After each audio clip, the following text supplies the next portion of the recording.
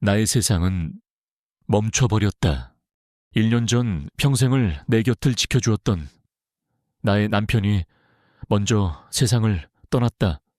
그리고 6달 전 나의 하늘이었던 나의 전부였던 외아들 지환이가 갑작스러운 교통사고로 그의 아버지 곁으로 가버렸다.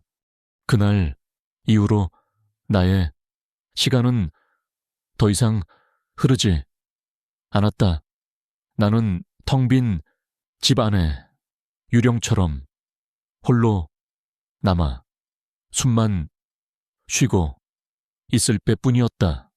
햇살이 거실 깊숙이 들어오는 대낮에도 우리 집은 늘 어둠에 잠겨 있었다. 나는 커튼을 칠 힘도 없었고 불을 켤 이유도 찾지 못했다. 세상의 모든 색이 빛을 잃고 회색으로 변해버린 기분이었다. 나는 남편이 늘 앉았던 낡은 안락의자에 몸을 웅크린 채 하루를 보냈다. 그의 낡은 스웨터를 입고 그의 채취를 맡으면 잠시나마 그가 내 곁에 있는 것 같은 착각이 들었다. 여보, 나는 벽에 걸린 그의 영정 사진을 보며 말을 걸었다. 나 어떻게 살아요? 당신도 없고 우리 지환이도 없는데 나 혼자 어떻게 이 험한 세상을 살아가라고. 대답 없는 그의 사진 옆에는 환하게 웃고 있는 아들 지환이의 영정사진이 나란히 걸려 있었다. 나는 그 사진을 보면 심장이 갈갈이 찢어지는 것 같았다. 우리 아들, 우리 착한 아들, 엄마가 미안하다. 너를 지켜주지 못해서 정말 미안하다. 나는 매일 그들 앞에서 울었다. 눈물이 말라 더 이상 나올 눈물조차 없을 때까지. 배가 고프지 않았다. 밥을 먹어도 아무 맛도 느껴지지 않았다. 모래를 씹는 굿고개가 같았다. 잠도 오지 않았다. 눈을 감으면 차가운 아스팔트 위에 쓰러져 있던 내 아들의 마지막 모습이 떠올라 비명을 지르며 깨어나곤 했다. 나는 서서히 죽어가고 있었다. 그러던 어느 비오는 가을날 오후였다. 딩동 초인종 소리가 울렸다. 나는 아무도 만나고 싶지 않았다. 하지만 초인종은 끈질기게 계속 울렸다.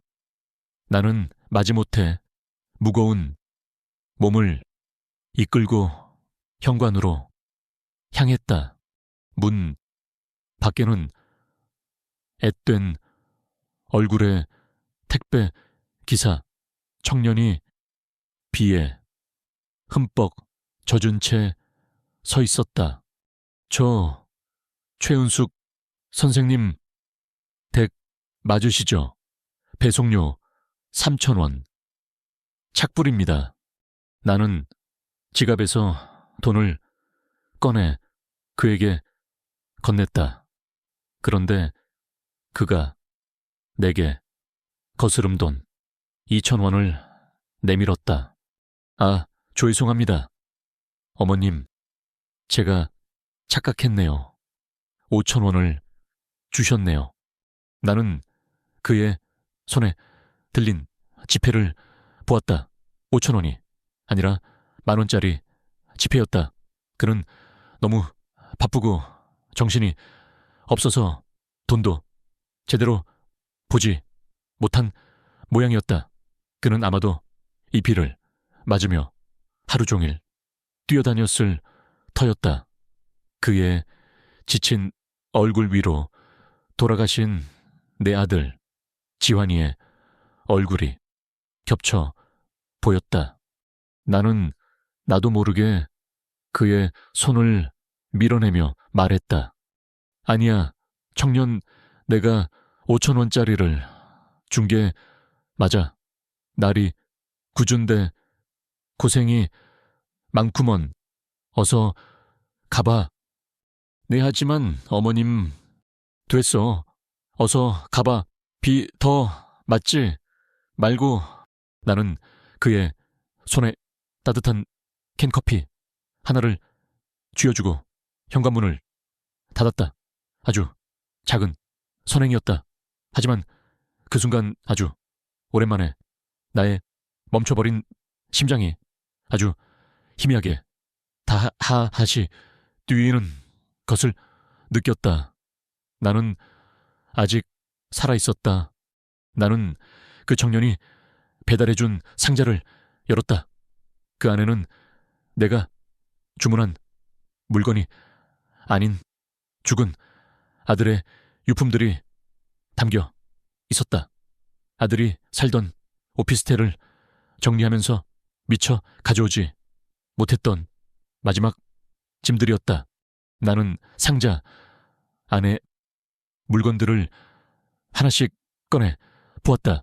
아들이 즐겨 입던 낡은 스웨터, 그가 좋아하던 책들, 그리고 그가 쓰던 만년필, 모든 물건에 아들의 채취와 흔적이 고스란히 남아 있었다. 나는 그것들을 끌어안고 또다시 한참을 울었다.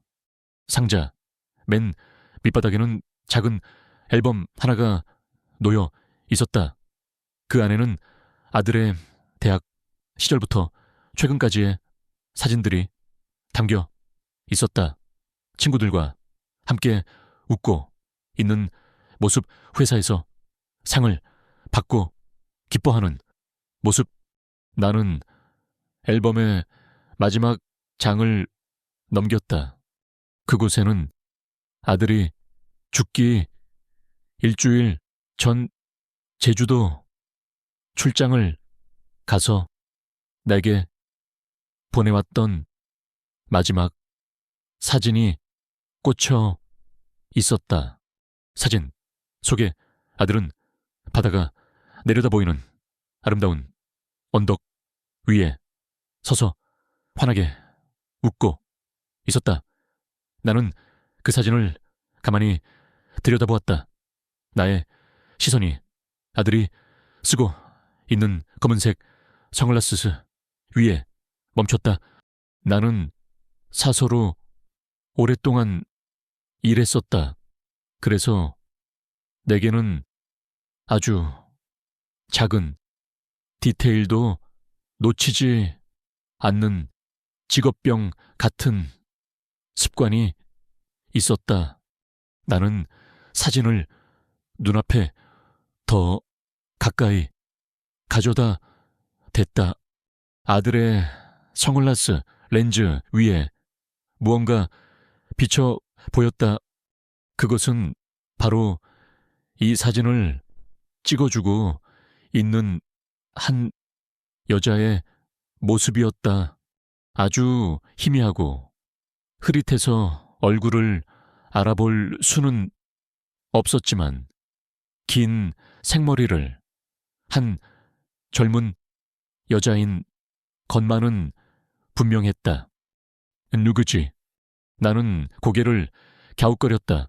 아들은 나에게 단 한 번도 만나는 여자가 있다고 말한 적이 없었다. 그냥 회사 동료였을까? 아니면 출장지에서 우연히 만난 사람이었을까? 나는 대수롭지 않게 생각하려 했다. 하지만 나의 마음 한구석에서 아주 작은 의문의 씨앗이 싹트기 시작했다. 나는 사진을 다시 앨범에 꽂아두고 상자를 닫았다. 그리고는 다시 남편의 안락의자에 몸을 묻었다. 나는 알지 못했다. 나의 그 작은 의문이, 그리고 사진 속의 그 이름 모를 여인이 나의 멈춰버린 삶을 송두리째 뒤흔들 거대한 폭풍에 눈이 될 것이라는 사실을, 그리고 그 폭풍이 이미 나의 집 문턱까지 다가와 있다는 것을. 그날 이후로도 나의 시간은 여전히 과거에 묶여 있었다. 나는 살아있는 시체처럼 그저 하루하루를 버텨낼 뿐이었다. 그러던 어느 비오는 오후였다. 딩동. 초인종 소리가 나의 멈춰버린 세상을 깨웠다. 나는 또 택배 기사인가 싶어 힘없는 몸을 이끌고 현관으로 향했다. 하지만 문을 열었을 때 내 앞에는 낯선 한 여자가 서 있었다. 그녀는 아주 아름다웠다. 잡지 모델처럼 세련된 옷차림에 단아한 외모. 하지만 그녀의 얼굴은 깊은 슬픔으로 얼룩져 있었고 눈은 퉁퉁 부어 있었다. 그녀는 나를 보자마자 와락 눈물을 쏟아냈다. 저 혹시 박지환 씨 어머니 되십니까?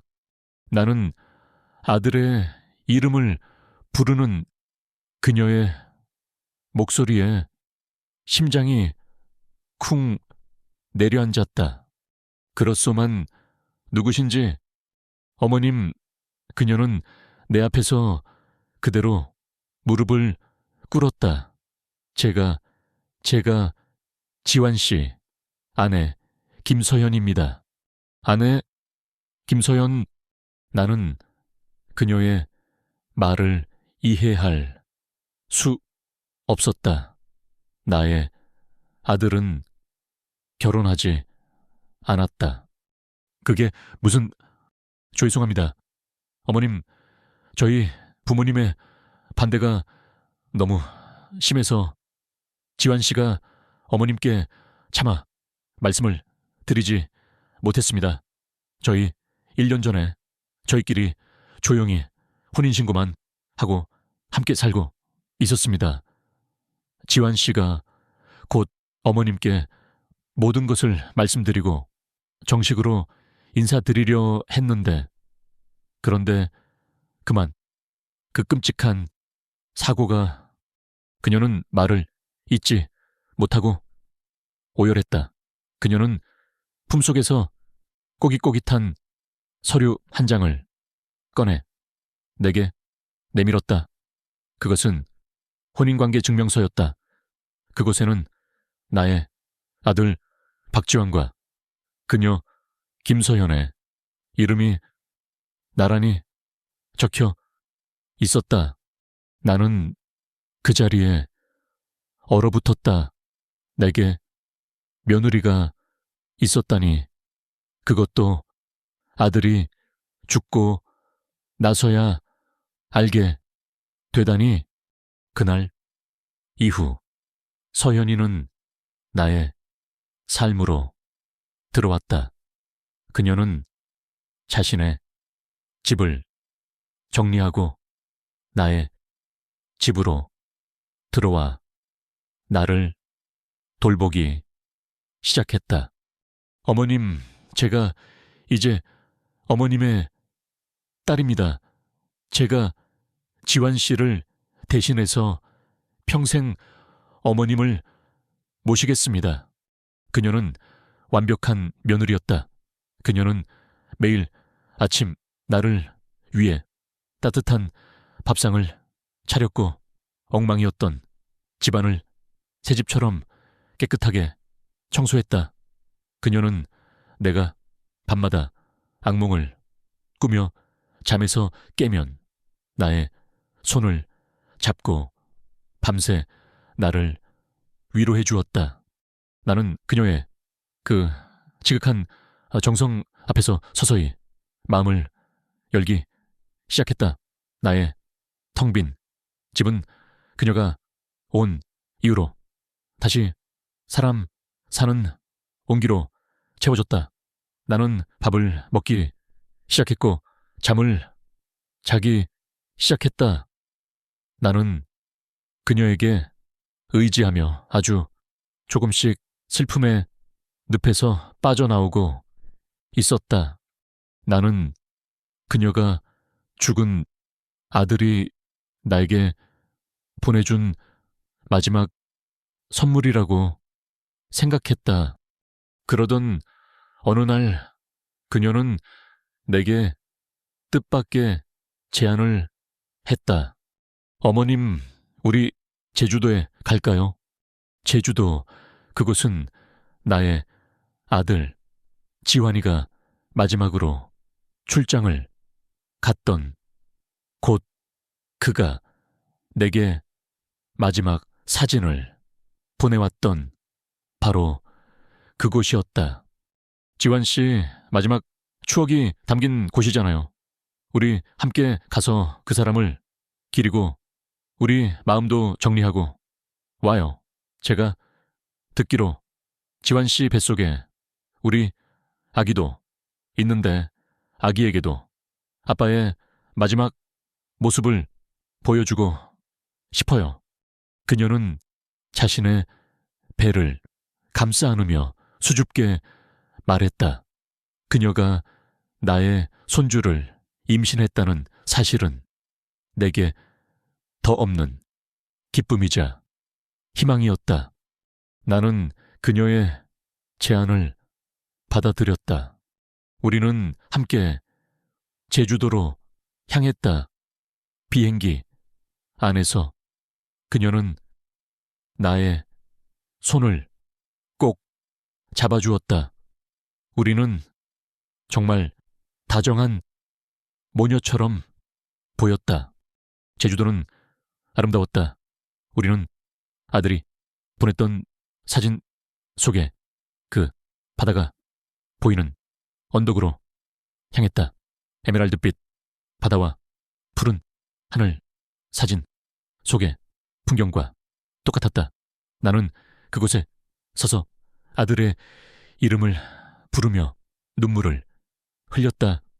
어머님, 제가 마실 것 좀 사올게요. 잠시만 여기서 기다리고 계세요. 서연이가 내게 말하고는 언덕 아래에 있는 카페로 향했다. 나는 홀로 남아 바다를 바라보고 있었다. 바로 그때였다. 어머님, 누군가 나의 등 뒤에서 아주 절박하고 떨리는 목소리로 나를 불렀다. 나는 뒤를 돌아보았다. 그곳에는 20대 초반으로 보이는 아주 마르고 헬쑥한 얼굴의 젊은 여자가 서 있었다. 그녀의 옷차림은 남루했고 그녀의 눈에는 깊은 공포와 절박함이 서려 있었다. 누구신지 어머님 제발 제 이야기를 들어주세요. 그녀는 나의 팔을 붙잡았다. 그녀의 손은 얼음장처럼 차갑고 가늘게 떨리고 있었다.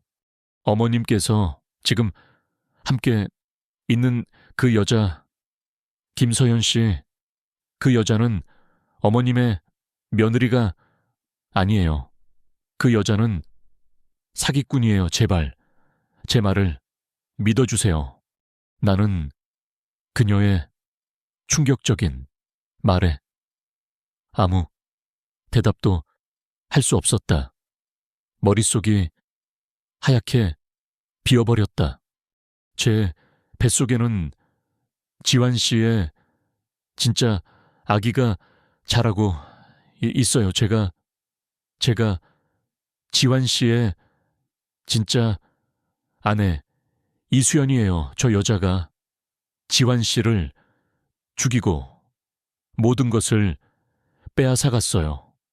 그녀가 오열하며 소리치던 바로 그 순간 당신 뭐야 지금 우리 어머님한테 무슨 짓이야.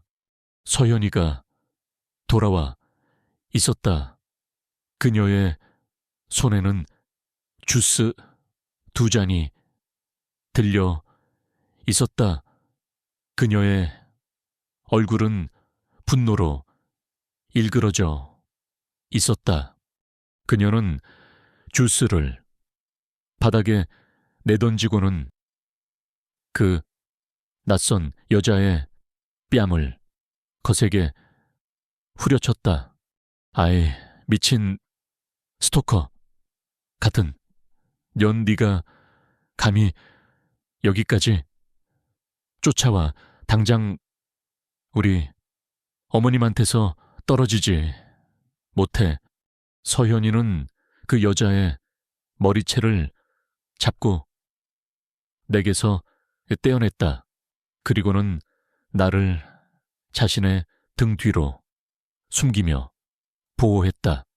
어머님, 괜찮으세요? 저런 이상한 여자 말 믿으시면 안 돼요. 요즘 세상이 흉흉해서 돈을 노리고 접근하는 사기꾼들이 많아요. 놀라셨죠? 그 낯선 여자 자신을 이수연이라고 밝힌 그녀는 바닥에 쓰러져 서럽게 울고 있었다. 그녀는 나를 향해 필사적으로 손을 뻗으며 외쳤다. 어머님 제발, 제발. 서연이는 경비원들을 불렀다. 그녀는 경비원들에게 질질 끌려 나가면서도 끝까지 나를 향해 소리치고 있었다. 나는 그 모든 혼란의 한가운데 서서 아무것도 할 수 없었다.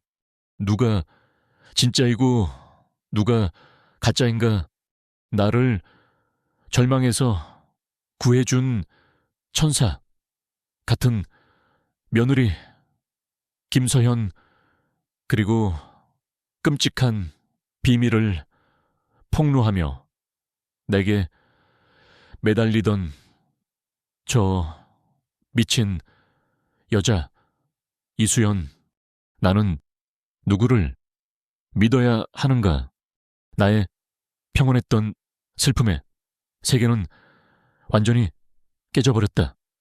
그리고 그 자리에는 무엇이 진실인지 알 수 없는 지독한 의심과 공포의 안개가 드리워지기 시작했다. 나는 이제 이 안개 속에서 나 혼자 길을 찾아야만 했다. 제주도에서 돌아온 이후 나의 세상은 이전보다 더 복잡하고 혼란스러워졌다. 나의 머릿속에서는 2명의 며느리가 끊임없이 싸우고 있었다.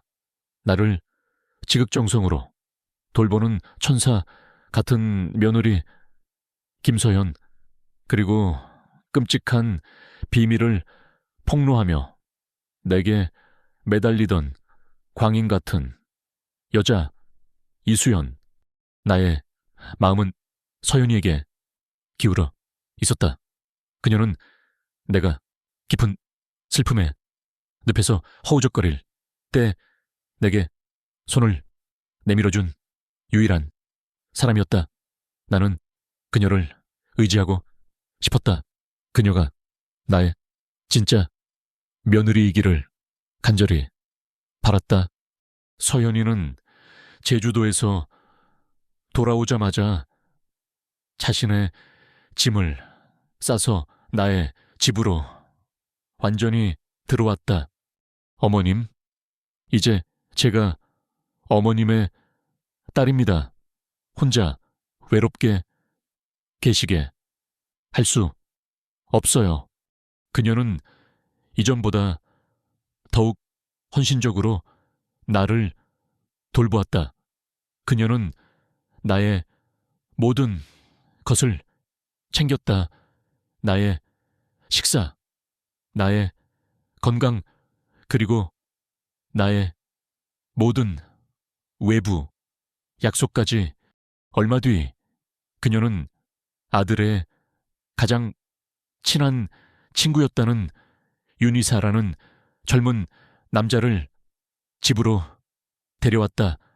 그는 아들의 회사 동료이자 재산을 함께 관리하던 파트너였다고 했다.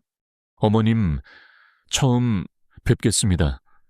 지환이, 친구 윤태석입니다.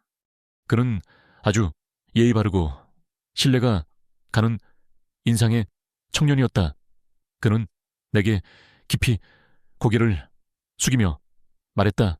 지환이가 떠나기 전에 저에게 부탁을 했습니다.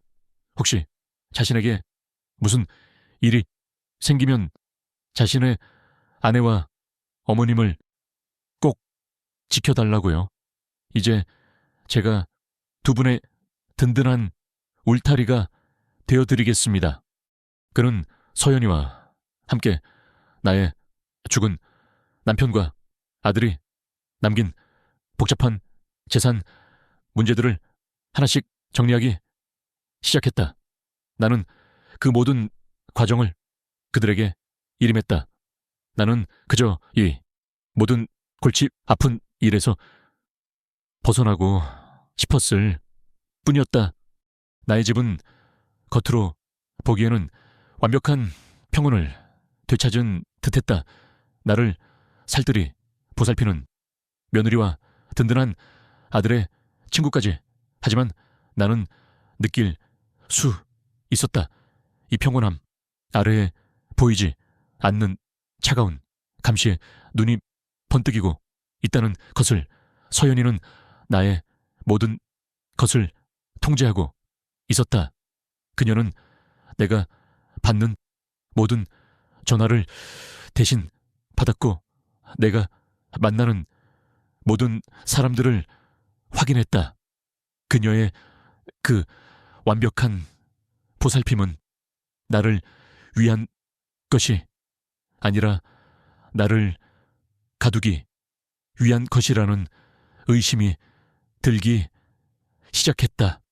나는 사서였다. 평생을 도서관에서 수만 권의 책들을 관리하며 살아왔다. 나의 눈은 아주 작은 비문이나 잘못된 페이지 하나도 놓치지 않도록 훈련되어 있었다. 나는 나의 그 직업병 같은 예리한 관찰력으로 그녀 김서현이라는 여자를 한 권의 책처럼 다시 읽어 내려가기 시작했다.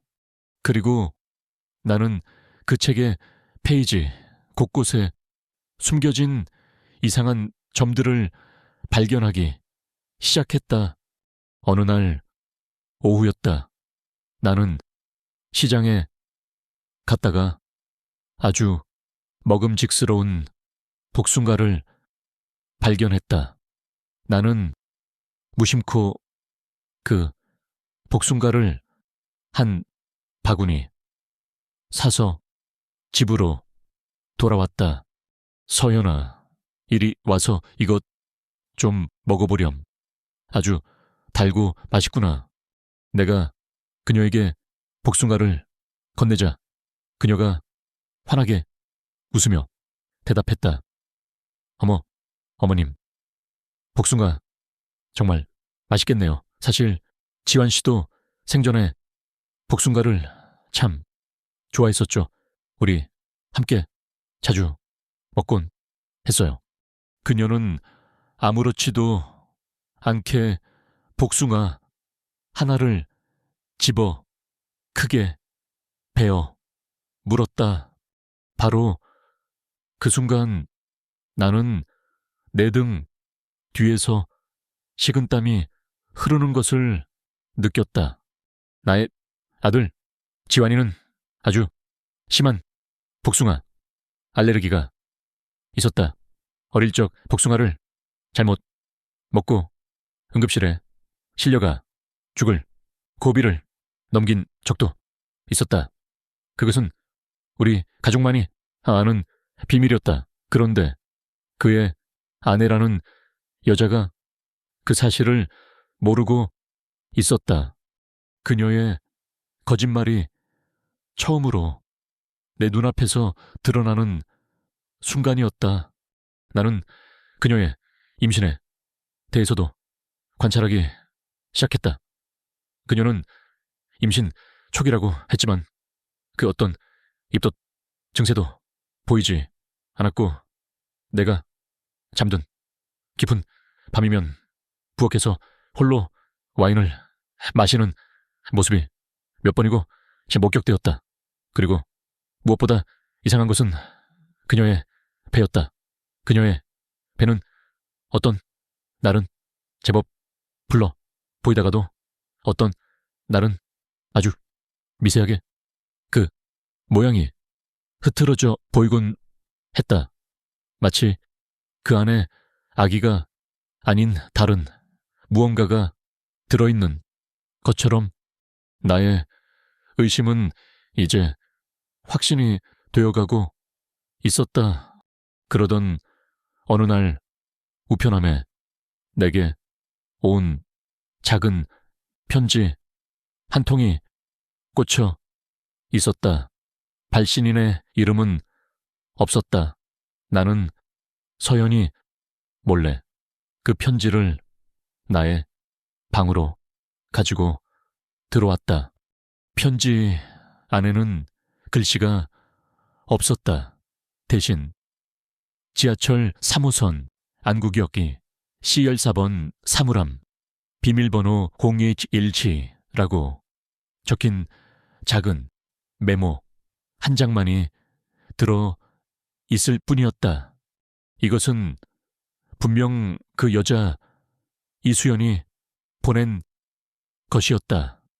그녀는 아직 포기하지 않고 내게 계속해서 신호를 보내고 있었다.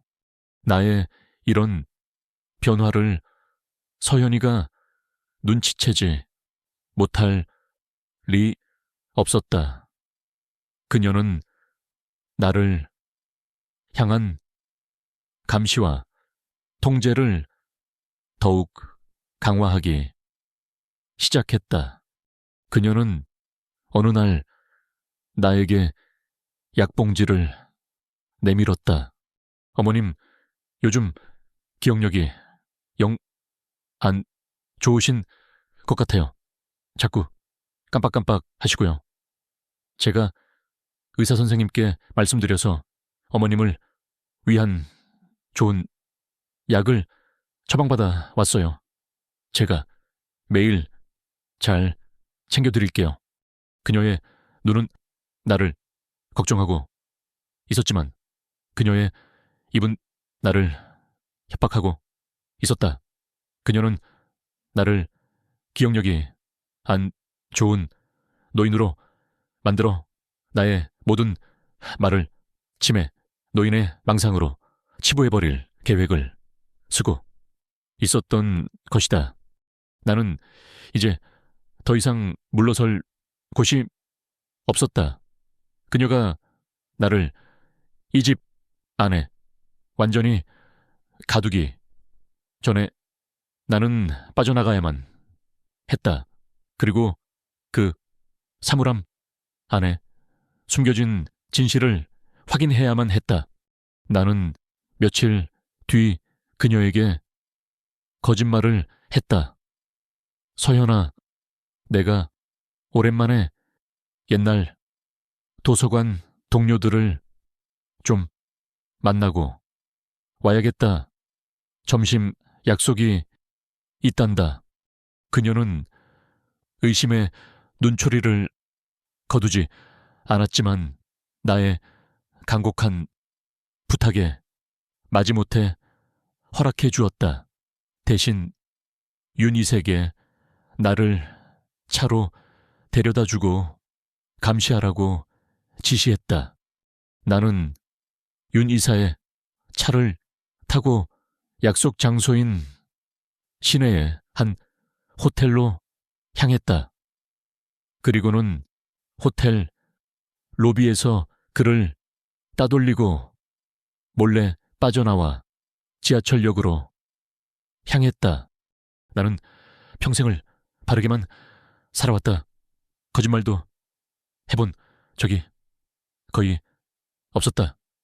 하지만 지금 나는 내 아들의 죽음에 얽힌 진실을 찾기 위해 낯선 첩보원처럼 비밀스러운 작전을 수행하고 있었다.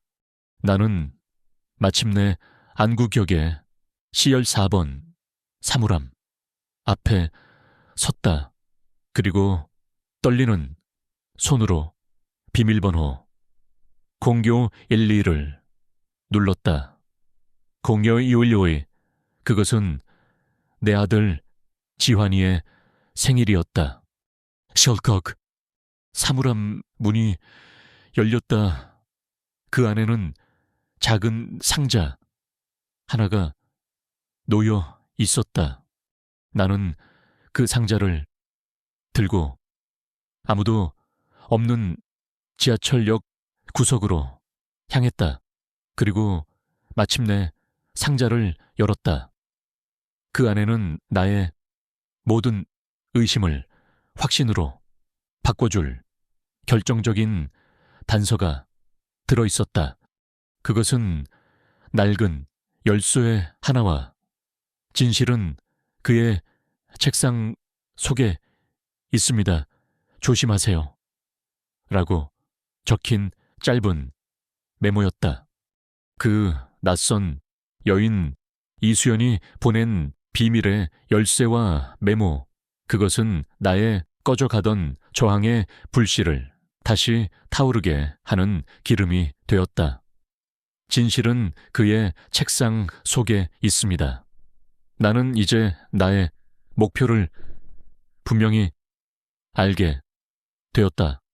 나는 무슨 수를 써서라도 내 아들 지환이의 사무실에 들어가야만 했다. 하지만 그 결심은 쉽지 않은 현실과 마주해야만 했다. 나의 며느리 행세를 하는 그 악마 김서연의 감시와 통제는 날이 갈수록 심해지고 있었다. 그녀는 나의 일거수일투족을 놓치지 않았다.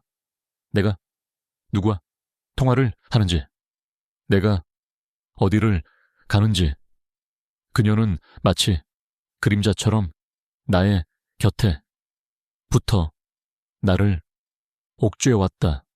어머님, 어디 불편하세요? 얼굴색이 안 좋으세요? 그녀는 나를 걱정하는 척하며 나의 상태를 끊임없이 살폈다. 그녀의 그 위선적인 친절이 나를 더 숨막히게 했다. 그리고 그녀는 마침내 자신의 진짜 발톱을 드러내기 시작했다. 그녀는 아들의 친구라는 윤 이사와 함께 나를 설득하기 시작했다. 어머님, 저희가 아무리 생각해봐도 어머님을 이대로 집에 홀로 둘 수는 없을 것 같습니다. 윤 이사가 아주 정중하고 합리적인 목소리로 말했다. 요즘 기억력도 많이 안 좋아지셨고 자꾸 헛것을 보시는 것 같아서요. 저희가 어머님을 위해 아주 좋은 요양병원을 하나 알아봤습니다. 공기 좋고 시설 좋은 곳에서 전문적인 보살핌을 받으시는 게 어머님 건강에도 훨씬 더 좋을 겁니다. 요양병원, 그것은 사실상의 감금 선고였다. 그들은 나를 그곳에 가두고 나의 모든 것을 완전히 장악할 계획이었던 것이다. 싫다. 나는 내 집에 있을 개야 내 남편과 내 아들의 흔적이 남아있는 이 집에서 죽을 때까지 살다 갈 거란 말이다. 나는 단호하게 거절했다. 나의 강한 저항에 그들은 잠시 물러서는 듯했다. 하지만 나는 알고 있었다. 그들이 결코 포기하지 않으리라는 것을. 내게는 시간이 없었다.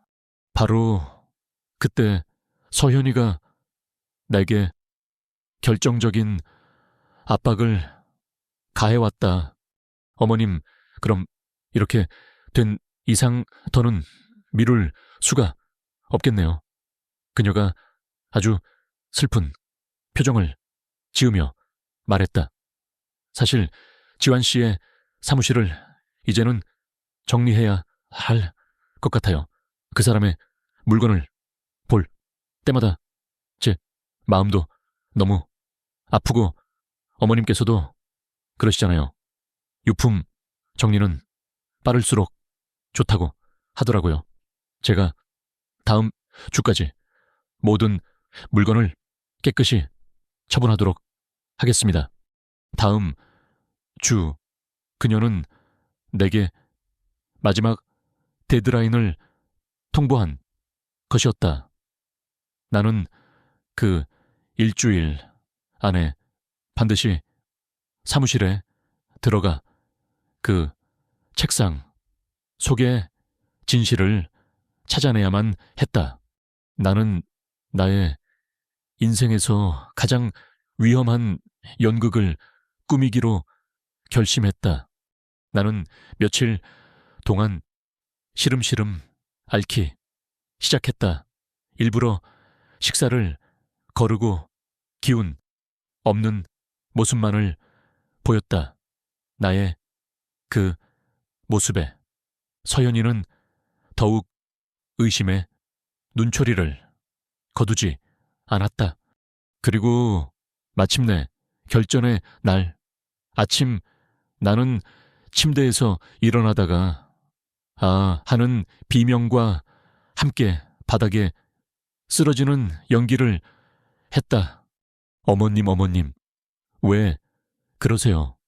서연이가 놀라 달려왔다. 아무래셔도 안 되겠구나.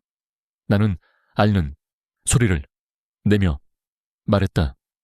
몸살이 단단히 든 모양이다.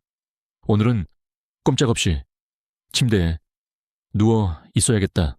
너는 볼일 보러 다녀오너라. 나는 괜찮으니. 나는 그녀가 안심할 수 있도록 이불을 머리끝까지 뒤집어 쓰고 신음 소리를 냈다. 서연이는 잠시 나를 의심의 눈초리로 쳐다보았다. 하지만 끙끙 앓고 있는 늙은 노모를 앞에 두고 어쩔 도리가 없었는지 그녀는 결국 그럼 푹 쉬고 계세요. 어머님 무슨 일 있으면 바로 전화하시고요. 라는 말을 남기고 집을 나섰다. 어쩌면 그녀는 내가 아픈 것을 기회로 삼아 더 자유롭게 자신의 다른 계획들을 실행하려 했는지도 모를 일이었다. 그녀가 나가는 소리를 확인하자마자 나는 침대에서 벌떡 일어났다. 아픈 노인의 모습은 온데간데 없고 그 자리에는 진실을 향한 집념으로 불타는 한 여인만이 서 있었다. 나는 외투를 걸치고 몰래 집을 빠져나왔다. 그리고는 택시를 잡아타고 내 아들 지환이의 회사가 있는 강남으로 향했다. 택시 창밖으로 서울의 화려한 풍경이 스쳐 지나갔다. 나는 지난 수십 년간 한 번도 와본 적 없는 낯선 세상이었다. 나는 이 차갑고 거대한 도시 속에서 홀로 싸워야 한다는 사실에 잠시 두려움을 느꼈지만 이내 마음을 다잡았다. 아들의 사무실이 있는 건물은 하늘을 찌를 듯이 높고 거대했다. 나는 로비에서 잠시 헤맸지만 아들이 남겨준 낡은 사원증을 이용해 겨우 엘리베이터에 오를 수 있었다. 23층 재무기획팀. 나는 아들의 사무실 문 앞에 섰다. 문은 굳게 잠겨 있었다. 나는 주머니에서 이수연이라는 그 여인이 남겨준 그 낡은 노쏘의 열쇠를 꺼냈다. 나는 떨리는 손으로 열쇠를 자물쇠에 꽂아 넣었다. 절컥 소리와 함께 문이 열렸다. 나는 안으로 들어섰다. 사무실 안은 시간이 멈춘 듯 고요했다. 공기 중에는 아직도 내 아들의 채취가 희미하게 남아있는 것 같았다. 책상 위에는 그가 보던 서류들이 그대로 놓여 있었고 그의 의자에는 그가 즐겨 입던 카디건이 걸려 있었다. 나는 마치 그가 금방이라도 어머니, 여긴 어쩐 일이세요라며 문을 열고 들어올 것만 같아 가슴이 미어졌다. 나는 눈물을 삼키고 그의 책상으로 다가갔다. 그리고 그가 숨겨놓았을 진실을 찾기 시작했다. 책상의 모든 서랍을 열어보았지만 그 안에는 평범한 사무용품과 업무, 서류들만이 들어 있을 뿐이었다. 대체 어디에 있는 거지? 나는 거의 포기 상태로 마지막 서랍을 열었다. 바로 그때였다. 서랍의 맨 안쪽 위판이 살짝 들떠 있는 것을 발견했다. 비밀 공간이었다. 나는 손톱으로 그 위판을 들어 올렸다. 그 안에는 아주 얇은 서류 봉투 하나가 숨겨져 있었다. 나는 마침내 그것을 찾아낸 것이다. 나는 떨리는 손으로 봉투를 열었다. 그리고 그 안에 내용물을 확인하는 순간 나는 내 눈을 의심해야만 했다. 나의 모든 예상을 뛰어넘는 너무나도 끔찍하고 충격적인 진실이 그 안에 잠들어 있었다. 나는 아들의 사무실 한가운데 서 있었다. 그리고 그의 책상 비밀 서랍에서 발견한 그 낡은 서류 봉투를 열었다. 나의 손은 멈출 수 없이 떨리고 있었다. 이것이 나의 마지막 희망이자 어쩌면 나를 더 깊은 절망으로 밀어넣을 판도라의 상자일지도 몰랐다. 봉투 안에는 여러 장의 서류들이 들어 있었다. 나는 가장 위에 있는 서류를 먼저 꺼내 들었다. 그것은 혼인관계 증명서였다. 하지만 그 안에 적힌 이름은 김서연이 아니었다. 아내 이수연. 이수연 제주도에서 나를 붙잡고 애원하던 바로 그 젊은 여자의 이름이었다. 그녀는 거짓말을 한 것이 아니었다. 그녀야말로 나의 아들 박지환의 진짜 아내, 나의 진짜 며느리였던 것이다. 나는 다음 서류를 꺼내 들었다.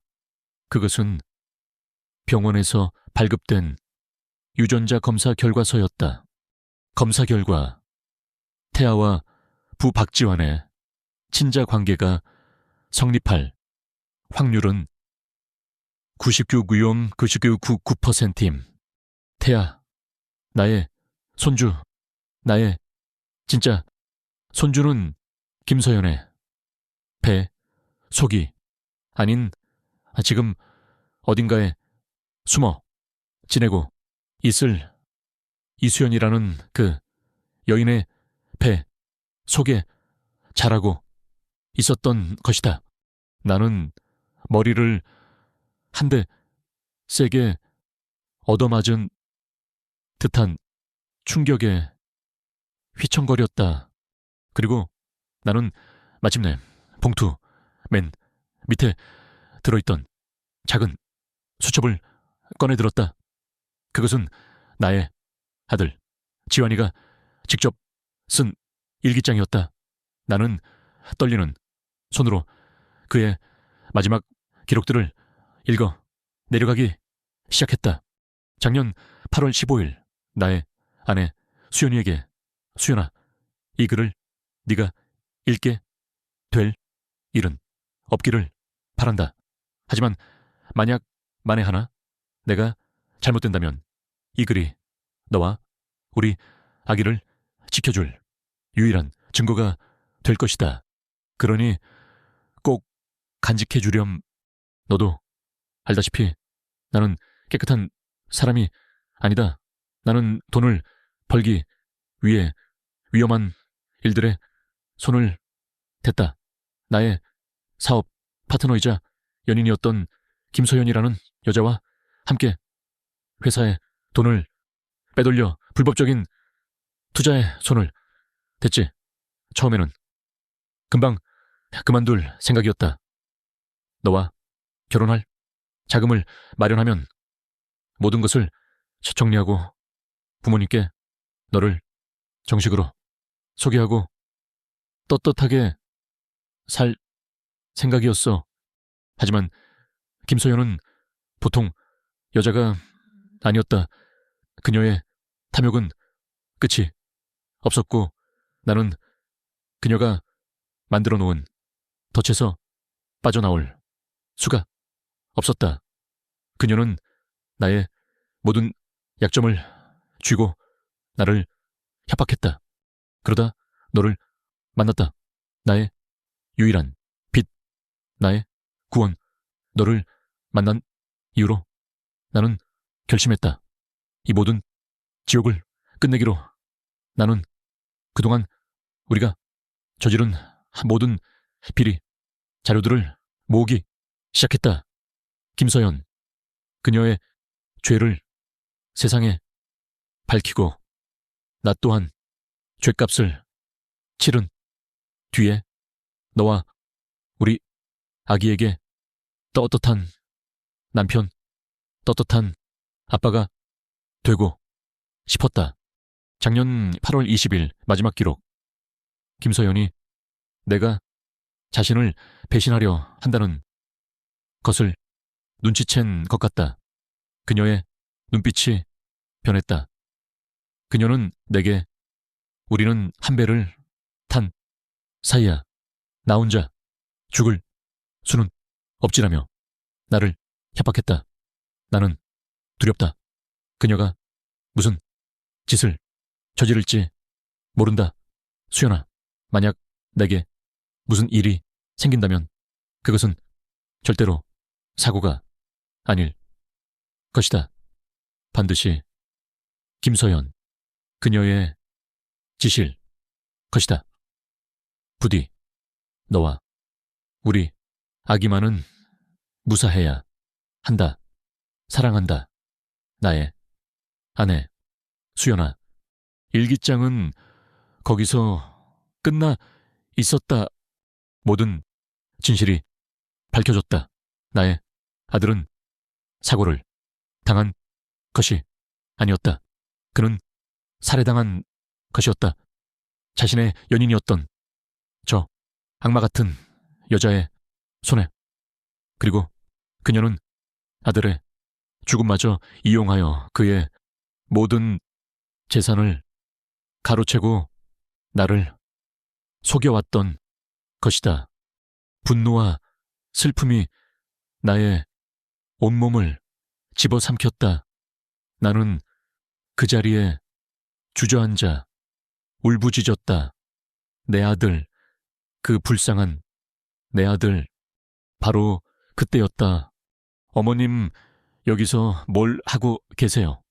사무실 문이 열리고 김서연과 윤 이사가 들어왔다.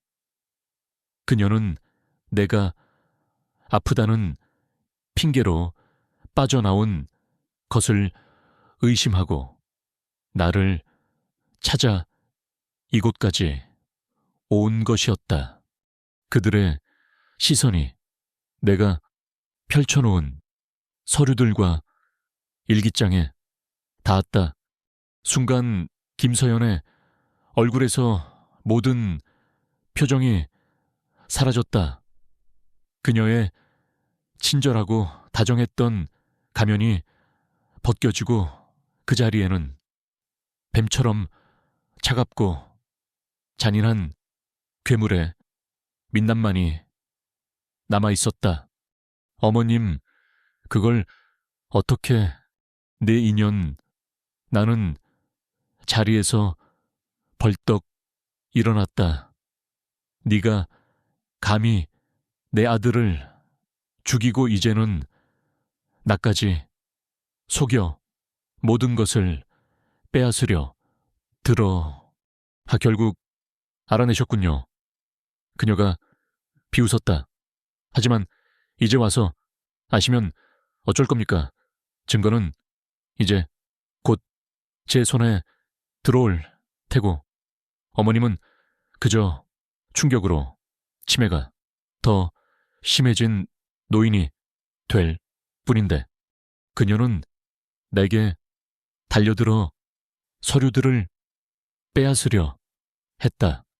윤 이사는 이 모든 상황을 이해하지 못한 채 어리둥절한 표정으로 서 있었다. 서연 씨, 이게 대체 다 무슨. 윤 이사님 뭘 망설이고 있어요. 저 노인네가 헛것을 보고 있잖아요. 어서 저 서류들을 빼앗아서 찢어버리세요. 서현이가 그에게 소리쳤다. 윤 이사는 여전히 그녀의 말을 믿고 내게 다가왔다. 어머님, 진정하세요.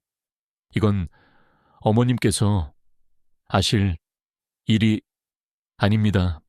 모든 것이 끝이라고 생각한 순간 나는 마지막 힘을 다해 소리쳤다. 나는 그의 손에 들린 혼인관계 증명서와 유전자 검사 결과서를 그의 눈앞에 내밀었다. 윤 이사 당신 눈으로 똑똑히 봐. 이 여자가 정말 내 며느리로 보이나. 내 진짜 며느리는 이수연이라는 여자고 내 진짜 손주는 지금 그 아이의 뱃속에 있단 말이야. 나의 외침과 함께 서류를 본 윤이사의 얼굴이 순식간에 잿빛으로 변했다. 그는 그제야 자신이 얼마나 끔찍한 사기극에 이용당했는지를 깨달은 것이다. 그의 눈이 충격과 배신감으로 흔들렸다. 서현 씨, 이게 대체 다 무슨 사실입니까? 자신의 유일한 공범마저 등을 돌리자 김서연은 완전히 이성을 잃었다. 그녀는 괴성을 지르며 내게 달려들어 증거들을 찢어버리려 했다. 바로 그때 윤 이사가 내 앞을 막아서며 그녀를 막았다. 그만해, 이 악마 같은 여자야. 그는 자신의 휴대폰을 꺼내 경찰에 신고하기 시작했다.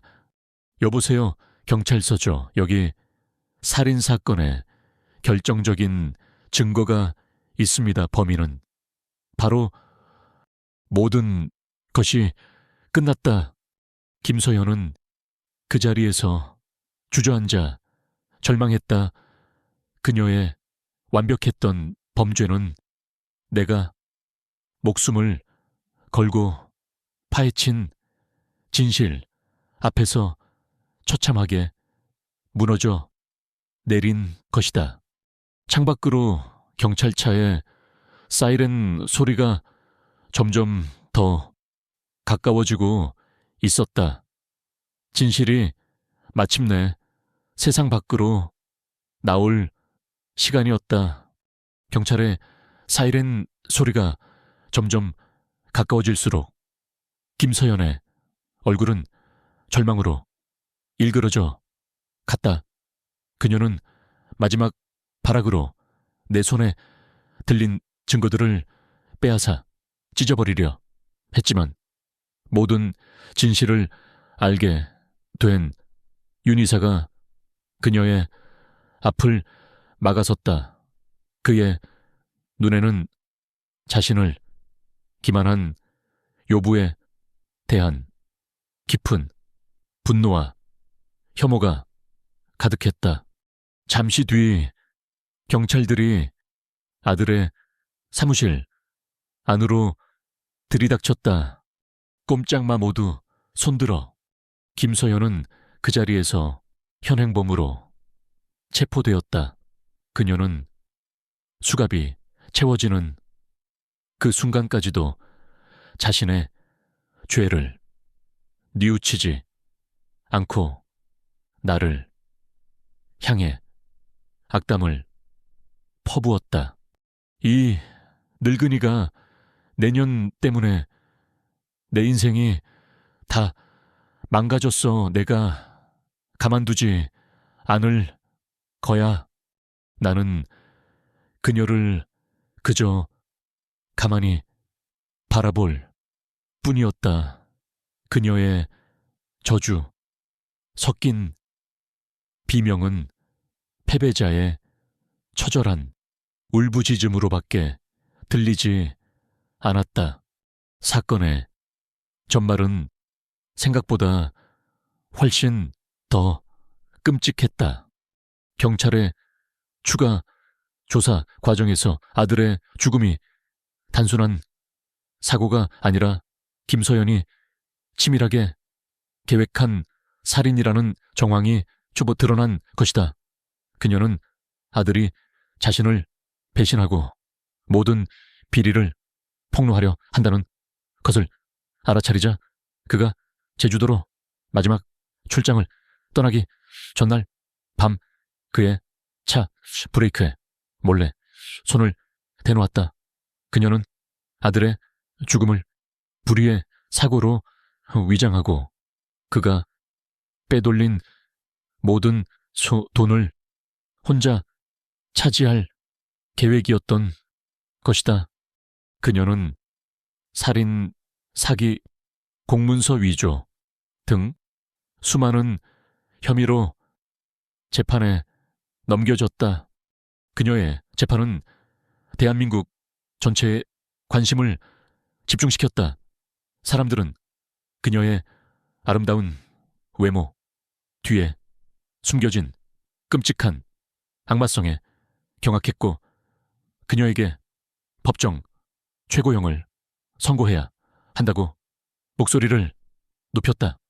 결국 그녀는 모든 혐의가 인정되어 무기징역을 선고받고 남은 평생을 차가운 감옥에서 보내게 되었다. 그녀의 탐욕스러운 인생은 그렇게 가장 비참한 방식으로 막을 내렸다. 나의 오해했던 인물 윤희사는 깊은 죄책감에 시달렸다. 그는 자신이 저 악마 같은 여자의 공범이 될 뻔했다는 사실에 괴로워하며 자신의 모든 것을 바쳐 나의 진짜 며느리 이수연을 돕기 시작했다. 그는 유능한 사업가답게 김서연이 빼돌렸던 아들의 모든 재산을 되찾아왔다. 그리고 복잡한 법적 절차를 해결하여 그 모든 재산이 아들의 유일한 법적 상속자인 수연이와 그녀의 뱃속 아이에게 돌아갈 수 있도록 모든 조치를 취해주었다. 그는 어느 날 나와 수연이 앞에 찾아와 깊이 고개를 숙였다. 어머님, 그리고 수연 씨, 제가 정말 큰 죄를 지었습니다. 저는 죽은 친구와의 의리를 지킨다고 생각했지만 결국 어리석은 판단으로 두 분께 씻을 수 없는 상처를 드렸습니다. 평생 이 죄를 속죄하며 살겠습니다. 그는 그날 이후로 우리 가족의 가장 든든한 보호자이자 충실한 집사가 되어주었다. 이제 나에게는 마지막 남은 과제가 있었다. 바로 나의 진짜 며느리 이수연을 찾아내는 것이었다. 그녀는 제주도에서 나를 만난 이후로 김서연의 위협을 피해 다시 깊은 곳으로 잠적해버린 상태였다. 나와 윤 이사는 그녀를 찾기 위해 전국을 수소문하기 시작했다. 그리고 며칠 뒤 우리는 그녀가 강원도의 한 작은 해안가 마을에 숨어 지내고 있다는 사실을 알아냈다. 나는 한달음에 그곳으로 달려갔다. 그녀는 바닷가가 보이는 아주 작고 허름한 민박집에서 홀로 지내고 있었다. 그녀는 나를 보자마자 경계하며 뒷걸음질 쳤다. 어떻게 이곳을 아가?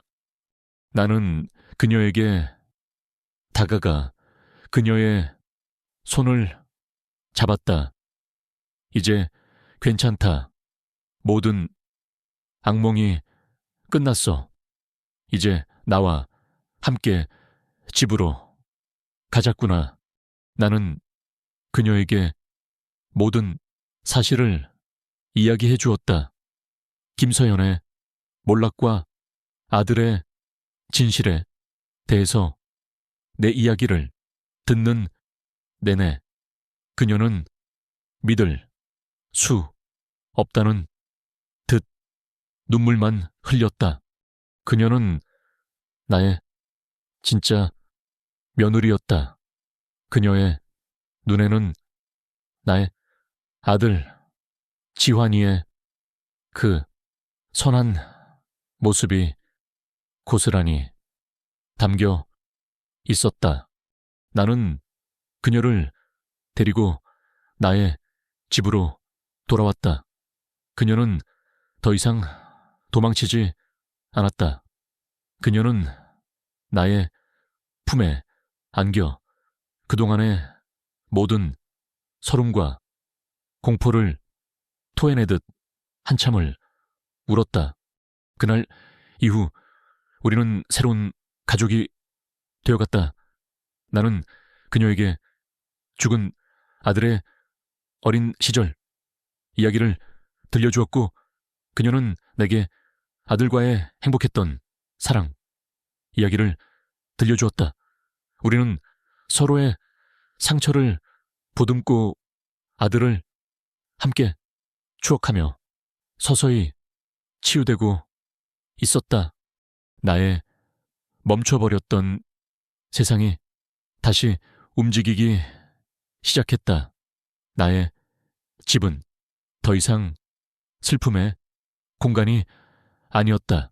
그곳은 곧 태어날 나의 손주를 기다리는 희망과 설렘의 공간이 되었다.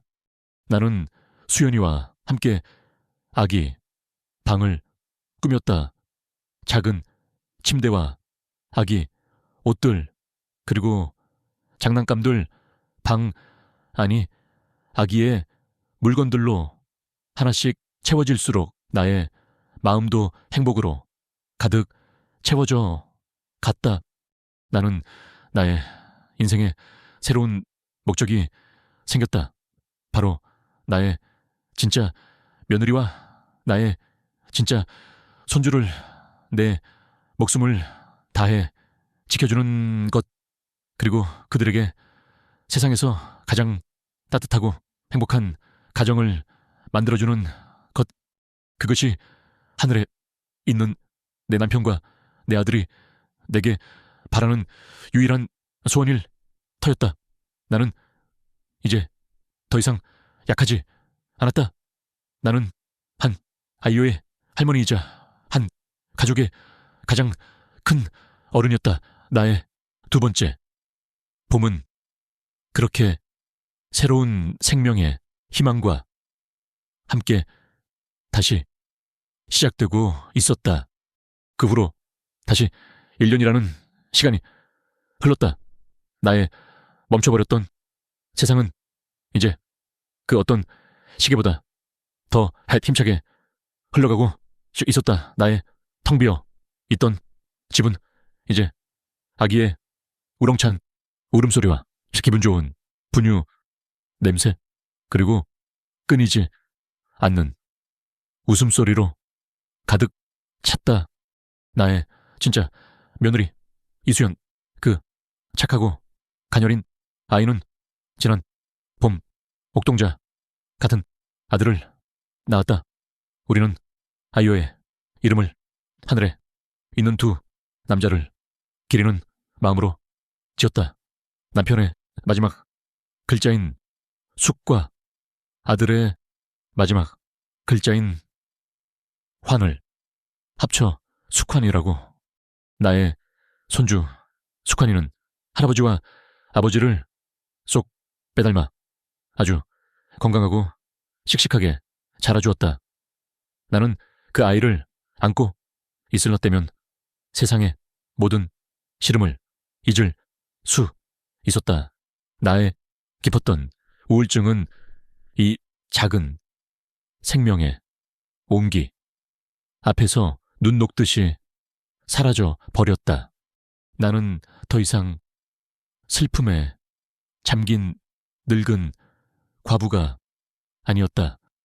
나는 한 아이의 자랑스러운 할머니이자 상처 입은 며느리의 든든한 버팀목이 되어주는 강인한 어머니였다.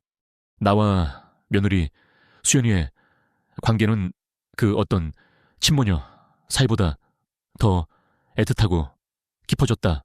우리는 서로의 가장 깊은 상처를 공유하고 보듬어주는 유일한 존재였다. 우리는 함께 지원이의 이야기를 하며 웃고 울었고 함께 숙환이의 기저귀를 갈고 젖을 물리며 새로운 가족의 역사를 써내려가고 있었다. 아들의 친구였던 윤이사님은 이제 우리 가족의 일원이 되어 있었다. 그는 주말마다 우리 집에 찾아와 숙환이의 장난감이 되어주었고 우리 두 여자가 하기 힘든 굳은 일들을 묵묵히 도맡아 해주었다. 그는 자신의 어리석었던 과오를 그렇게 평생에 걸쳐 속죄하고 있었다. 오늘 마침내 우리 숙환이의 첫 번째 생일 돌잔치가 열리는 날이었다. 우리는 화려한 호텔에서 잔치를 여는 대신 아주 특별한 장소에서 숙환이의 첫 생일을 축하해 주기로 했다. 그곳은 바로 수연이가 자랐던 보육원이었다. 수연이는 자신처럼 부모의 사랑을 받지 못하는 아이들에게 자신의 아들이 받은 첫 번째 축복을 나누어주고 싶다고 했다. 나는 그런 며느리의 깊고 따뜻한 마음에 또다시 감동했다. 우리는 돌잔치에 쓸 모든 비용을 아껴 보육원에 아이들을 위한 선물과 음식 그리고 후원금을 준비했다. 보육원에서 열린 돌잔치는 그 어떤 화려한 잔치보다 더 행복하고 의미 있었다. 수십 명의 아이들이 마치 자신의 동생 생일이라도 되는 양 함께 노래를 불러주고 박수를 쳐주었다. 돌잔치의 하이라이트인 돌잡이 시간이 되었다. 숙환이 앞에는 돈, 실, 붓, 그리고 청진기 등이 놓여 있었다. 자, 우리 숙환이 무엇을 잡을까? 모두가 숨을 죽이고 지켜보는 가운데 숙환이는 망설임 없이 기어가 청진기를 덥석 잡았다. 와 이사 선생님이 되려나 보다. 사람들의 환호와 박수 소리가 터져 나왔다. 나는 그 모습을 보며 조용히 눈물을 훔쳤다. 내 아들 지환이는 생전에 의사가 되고 싶어 했었다. 비록 그 꿈을 이루지는 못했지만 이제 그의 아들이 그 꿈을 대신 이루어줄지도 모를 일이었다. 잔치가 끝나고 우리는 다시 우리 집으로 돌아왔다. 숙환이는 피곤했는지 나의 품에 안겨 깊이 잠들어 있었다. 나는 잠든 손주를 조용히 아기 침대에 눕혔다. 그리고는 수연이와 함께 거실에 마주 앉았다. 수연이가 낡은 사진첩 하나를 가지고 나왔다.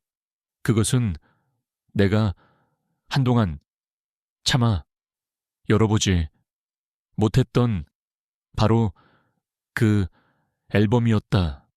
우리는 함께 앨범을 펼쳤다.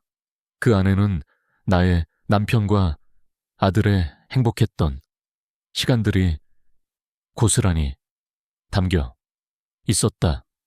지판 씨, 어릴 때 정말 개구쟁이였네요. 어머님, 그랬지.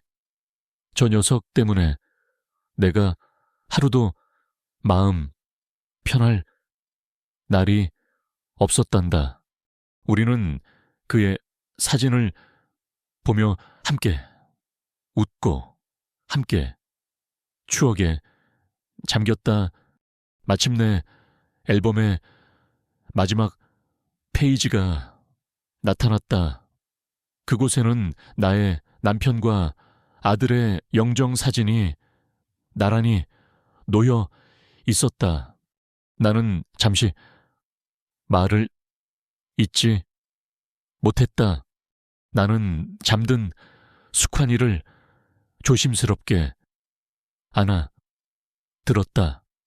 그리고는 그 아이를 품에 안은 채 사진 앞으로 다가갔다. 나는 아이의 작은 귓게 아주 나지막이 속삭였다. 아가야, 여길 모렴. 이분은 내 할아버지란다. 그리고 이 사람은 내 아빠야. 지금은 비록 우리 곁에 없지만 하늘에서 언제나 우리 모두를 지켜보고 계실 거야. 그러니 너는 아주 씩씩하고 건강하고 그리고 정의로운 사람으로 자라야만 한다. 알았지? 내 강아지.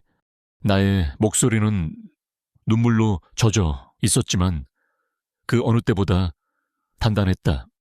나의 품에 앙인 손주 숙환이, 나의 곁을 지키는 며느리 수연이, 그리고 사진 속에서 우리를 지켜보는 남편과 아들, 나의 가족은 그렇게 과거와 현재와 미래가 함께 공존하는 새로운 모습으로 다시 태어나고 있었다.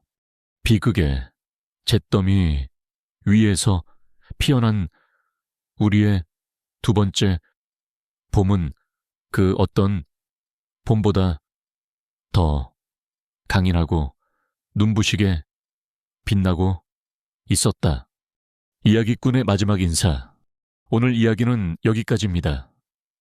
제 이야기가 여러분의 마음에 작은 울림을 주었기를 바랍니다. 이 이야기가 마음에 드셨다면 채널을 구독하고 영상의 좋아요를 눌러주세요. 여러분의 응원은 제가 더 좋은 이야기를 만드는데 가장 큰 힘이 됩니다. 알림 설정을 해두시면 다음 이야기를 가장 먼저 만나보실 수 있습니다. 댓글로 여러분의 생각을 자유롭게 남겨주세요. 저는 모든 댓글을 소중하게 읽어본답니다. 다음 주 더 흥미로운 이야기로 다시 찾아뵙겠습니다. 감사합니다.